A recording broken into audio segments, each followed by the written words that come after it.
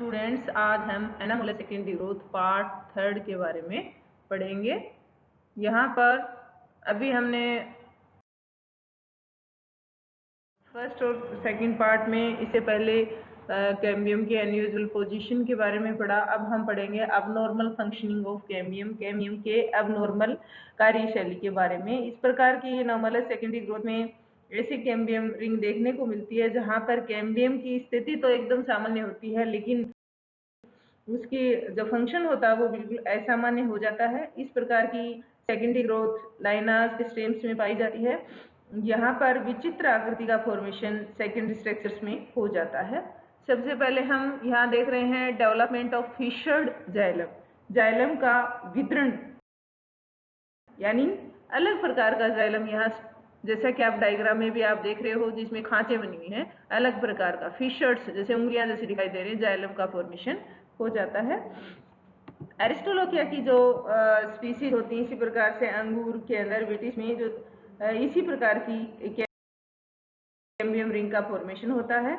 जब secondary growth प्रारंभ होती है तो कैम्बियम जो होगी ये सभी स्थानों पर सेकेंडरी वस्कुलर टिश्यू या बाहर की तरफ द्वितीयक जाइलम और भीतर की तरफ द्वितीयक, बाहर की तरफ द्वितीयक फ्लोएम और भीतर की तरफ द्वितीयक जाइलम नहीं बनाती, अपितु क्या करने लग जाती है, अधिकांश भाग बाहर व भीतर दोनों और मर्दितक सेल्स का फॉर्मेशन कर देता। बाहर और भीतर ज्यादा मर्दितक सेल्स बन जाती हैं और जिससे जिससे क्लियर और चौड़ी जो होंगी वो पिथ रेज का फॉर्मेशन हो जाता है। ये पिथ रेज बन जाती है इसके अंदर क्लियर और चौड़ी, जिसके कारण से जाइलम फिशर्ड दिखाई देता है। यहाँ पर आप देख रहे हो इसमें पेरिड्रम बनेगा, यह सेकेंडरी फ्लोएम है, यहाँ पर मेडुलरी रेज है, ये जो आपको बीच बीच में जगह दिखाई दे रही है ये सेकेंडरी फ्लोएम है और ये जो बन रहा है सेकेंडरी जाइलम है। सेकेंडरी वस्कुलर टिश्यू इधर उधर छितरे हुए वस्कुलर बंडल्स के रूप में दिखाई आपको पड़ रहे हैं।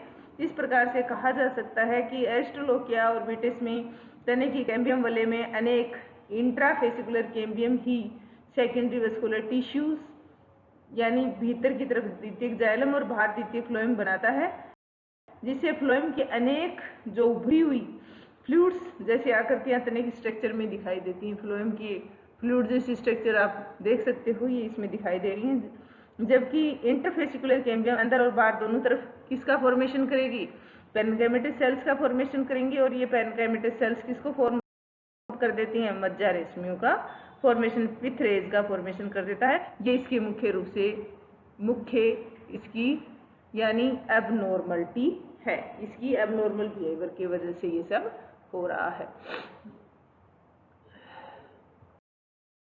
दूसरा है जाइलम और फ्लोएम की असामान्य द्वितीयक वृद्धि का होना, यानी uneven growth of xylem and phloem, xylem और फ्लोएम की असामान्य ग्रोथ का हो जाना। सिजिलपिनियेसी कुल के अंदर हम देखते हैं बाहोनिया जो होता है उसके तने में हम एनामोलर सेकेंडरी ग्रोथ के कारण से जो सेकेंडरी टिश्यू जो बनते हैं वहां पर अनेक रिजेज और ग्रूव का फॉर्मेशन हो जाता है। यहाँ पर देखो ये रिज है, फिर यहाँ ग्रूव बन रही है, रिजेज और ग्रूव का फॉर्मेशन इसमें हो रहा है।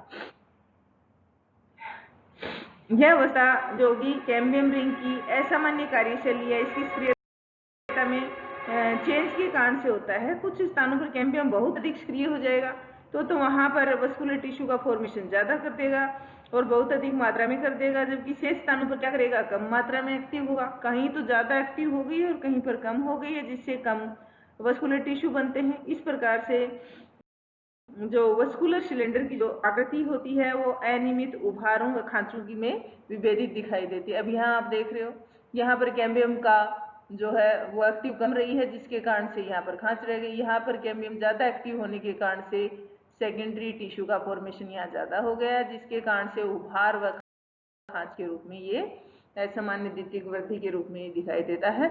इसी प्रकार से रूबिजिनोसा के अंदर तो स्ट्रक्चर दिखाई दे रही। इसी प्रकार से यहाँ बाहोनिया स्क्लेडेंस के अंदर आप देख रहे हो डायग्राम में, यहाँ पर इस तरफ इसकी एक्टिविटी ज्यादा, इस तरफ यहाँ दोनों तरफ इसकी एक्टिविटी बिल्कुल कम है, जिसके कारण से बाहोनिया स्क्लेडेंस के अंदर भी कैम्बियम की असामान्य कार्यशैली की वजह से जो रिबन की तरह से आपको ये दिखाई दे रहा है, रिबन। यहाँ कैम्बियम वैसे तो रिंग के रूप में ही पाया जाता है, रिंग ही है, लेकिन हॉरिजॉन्टल पोजीशन में आमने सामने वाले दो अपोजिट पॉइंट है, वहां पर ये अधिक सक्रिय हो रही है, यहाँ पर भी हो रही है और यहाँ पर भी हो रही है।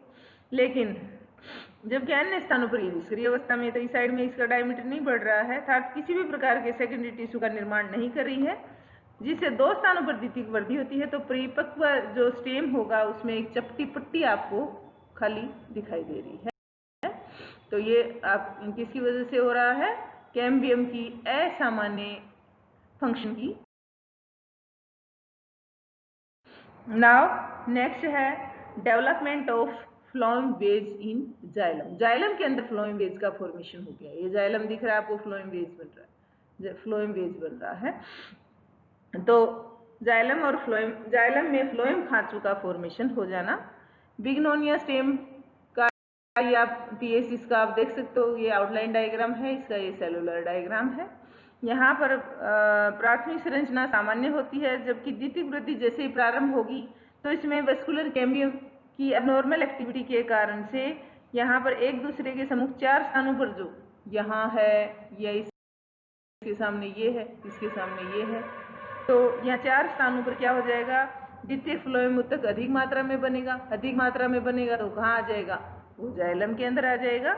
और द्वितीयक जाइलम बहुत कम मात्रा में बनता है। इस कारण से चार स्थानों पर द्वितीयक जाइलम के बीच में फ्लोएम की वेजेज स्पष्ट बन जाती हैं, और जो कि क्रॉस के रूप में आपको दिखाई दे रही हैं। इस चारों खांचों में द्वितीयक फ्लोएम ऊतक दशा रहता है, और द्वितीयक फ्लोएम अपेक्षाकृत सॉफ्ट सेल्स का बना होता है, अतः अधिक संभावना इस बात की होती है तो कि इन खांचों पर दबाव पड़ सकता है एवं इसमें द्वितीयक जाइलम ऊतक कुचलकर नष्ट हो सकते हैं। इसलिए द्वितीयक जाइलम के दबाव को सामना करने के लिए द्वितीयक फ्लोएम की खांचों के बीच बीच में स्क्लेरेन्काइमा सेल्स का भी फॉर्मेशन हो जाता है, और इनके बाद ऑफ स्क्लेरेन्काइमा बोलते हैं। स्क्लेरेन्काइमा फॉर्मेशन होने के कारण से इनको प्रोटेक्शन मिलता है। इन स्क्लेरेमेटस स्ट्रक्चर्स की वजह से फ्लोएम की खांचों की आकृति वैसी ही बनी रहती है, यानी आप जब सेक्शन काट के देखो तो ये बिल्कुल आपको क्लियर इसमें दिखाई देती है, यानी विरूपित नहीं होती। ये चारों के चारों खांचे एकांतर क्रम में चार खांचे बने हुए आपको यंग और ओल्ड स्टेम दोनों में दिखाई देते हैं। और इसी प्रकार से फ्लोएम खांचों की आकृति विशेष प्रकार की हो सकती है। यहाँ पर अब आप डायग्राम में आप देख सकते हो, ये देखो यहाँ ये इसके क्यूटिकल है, इसके हेयर्स हैं, एपिडर्मिस है, यहाँ स्क्लेरेन्काइमा है, जाउबार है। इसके बाद यहाँ पर क्या बनी है, इसमें कोर्क और कोर्टेक्स है।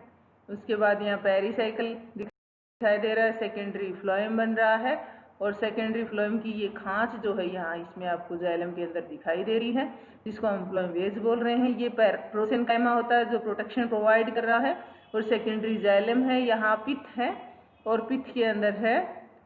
इसी प्रकार से यहाँ पर प्राइमरी जाइलम को आप देख सकते हो, जो कि जैसे जैसे सेकेंडरी ग्रोथ होती है धीरे धीरे क्या होना शुरू हो जाता है, खत्म होना शुरू हो जाता है। तो ये इसमें स्ट्रक्चर का फॉर्मेशन हुआ। यहाँ पर ये जो स्ट्रक्चर बिल्कुल राउंडेड बन रही थी वो वेजेस के रूप में यहाँ पर स्ट्रक्चर विरूपित हो गई है, जो कि कैम्बियम के असामान्य बिहेवियर की वजह से हुई है। नाउ नेक्स्ट है इंटरजाइलमी फ्लोएम का निर्माण, यानी फॉर्मेशन ऑफ इंटरजाइलरी फ्लोएम। इंटरजाइलरी जाइलम के बीच में ही फ्लोएम का फॉर्मेशन हो जाना, ये भी एक कैम्बियम के एबनॉर्मल बिहेवियर की वजह से आप देख सकते हो। यहाँ पर इसमें जो डायग्राम है वो इसका आप देख रहे हो, इस डायग्राम के अंदर इसमें आपको लेप्टाडिनिया का स्टेम दिखाई दे रहा है। लेप्टाडिनिया के स्टेम के अंदर आप क्या देख रहे हो कि यहाँ ये जो स्ट्रक्चर है इसमें प्राइमरी फ्लोएम है, सेकेंडरी फ्लोएम है, फिर उसके बाद यहाँ फिर से आपको इंट्राजाइलरी फ्लोएम आपको दिखाई दे रहा है।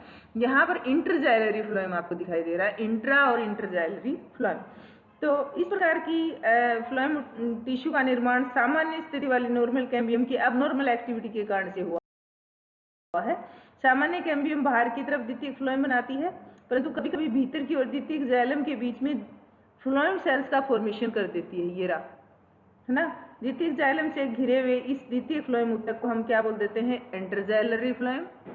इंटरजाइलरी फ्लोएम कह सकते हैं हम, इंक्लूडेड फ्लोएम कह सकते हैं और फ्लोएम आइलैंड्स भी कह सकते हैं। इंटरजाइलरी फ्लोएम, फिर इंक्लूडेड है इसके अंदर इंक्लूडेड फ्लोएम या फ्लोएम आइलैंड्स, यानी जाइलम के बीच में ही फ्लोएम आइलैंड्स का फॉर्मेशन हो जाना। इस प्रकार से इंक्लूडेड फ्लोएम के निर्माण से जो तने की संरचना होती है, जैसे मुख्य रूप से हम एग्जाम्पल इसमें ले सकते हैं, किस किस का एग्जाम्पल हम ले सकते हैं? साल्वाडोरा, जैसा कि ये साल्वाडोरा का स्ट्रक्चर आप इसके अंदर देख रहे हैं, और ये वाली स्ट्रक्चर आप किसकी देख रहे हो? लेप्टाडीनिया की, जो कि जनरली हम सेक्शन काटते हैं। तो यहाँ साल्वाडोरा और लेप्टाडीनिया में आप देख सकते हो डायग्राम दिखाई इसी तरह से ये पाई जाती है एस्क्लीपीडियेसी के मेंबर्स के अंदर, साल्वाडोरेसी के अंदर, कैंथेसी के अंदर और मिटेसी के अंदर। यहाँ पर जब हम बात कर रहे हैं लेप्टाडीनिया स्टेम की, तो लेप्टाडीनिया में जब द्वितीयक वृद्धि प्रारंभ होती है तो कुछ समय पश्चात ही संवन कैम्बियम सामान्य रूप से व्यवहार करती है, कुछ समय तक तो, लेकिन अर्थात बाहर की तरफ द्वितीयक फ्लोएम और भीतर की तरफ द्वितीयक जाइलम, लेकिन कुछ समय पश्चात व्यवहार में असामान्यता आ जाती है इसके, और भीतर की ओर कुछ कुछ स्थानों पर द्वितीयक जाइलम बना रही है, जहां पर वहां इन बिंदुओं पर अब द्वितीयक फ्लोएम बनना शुरू हो गया, जहां पर ये देखो जाइलम ही है सारा और फ्लोएम भी दिख रहा है इसमें। इस प्रकार कुछ समय के लिए फिर से इसकी कार्यशैली फिर सामान्य हो जाएगी, फिर से ये बाहर की तरफ फ्लोएम और भीतर की तरफ जाइलम बनाने लग जाएगी। तो द्वितीय वृद्धि के दौरान यही प्रक्रिया बार बार होती है, जिससे कैम्बियम की एक्टिविटी के कारण से द्वितीयक जाइलम में धसे हुए क्या पाए जाते हैं? सेकेंडरी फ्लोएम पाए जाते हैं। इस प्रकार के फ्लोएम को हम बोलते हैं इंटरजाइलरी फ्लोएम, इंक्लूडेड फ्लोएम या फ्लोएम आइलैंड्स। इसी प्रकार से ये डायग्राम आप देख रहे हो लेप्टाडीनिया में भी जैसे जैसे सेकेंडरी ग्रोथ आगे बढ़ती है, और तो पिथ की कुछ सेल्स क्या हो जाती हैं? पैनकाइमेटस हो जाती हैं, और पिथ से ठीक ऊपर स्थित पिथ है, इसके ऊपर स्थित जो कोशिकाएं होती हैं, मृदुतक कोशिकाएं, वो रूपांतरित हो जाती हैं यहाँ पर किसमें? फ्लोएम टिश्यू में रूपांतरित हो जाते हैं। इस प्रकार के फ्लोएम को हम बोलते हैं इंट्राजाइलरी फ्लोएम। इस प्रकार लेप्टाडीनिया के परिपक्व जो स्टेम जो होगा उसके आंतरिक संरचना में असंगत द्वितीयक वृद्धि के कारण से 4 प्रकार के फ्लोएम टिश्यू पाए जाते हैं। कौन कौन से? प्राथमिक फ्लोएम जो कि भग्नावशेष के रूप में यहाँ पर दिखाई देते हैं, द्वितीयक फ्लोएम के ऊपर दिखाई देते हैं। प्राथमिक फ्लोएम जो कि द्वितीयक ऊतक इसमें सेकेंडरी फ्लोएम के ऊपर दिखाई देते हैं। और दूसरा है इसके अंदर सामान्य द्वितीयक फ्लोएम जो कि वस्कुलर कैम्बियम की एक्टिविटी के कारण से बाहर की तरफ विकसित होता है। और इंटरजाइलरी फ्लोएम या इंक्लूडेड फ्लोएम जो कि भीतर की ओर संवन कैम्बियम की असामान्य कार्यशैली के कारण से कहाँ बनता है? यहाँ पर जाइलम के बीच बीच में बनता है। और इसी प्रकार से इंट्राजाइलरी फ्लोएम जो कि कहाँ बन जाता है? मुख्य रूप से पिथ रीजन के अंदर बन जाता है। तो यहाँ पर हम इस प्रकार से ये इस तरह की चीजें हम इसके अंदर लेप्टाडीनिया के अंदर हम देख सकते हैं।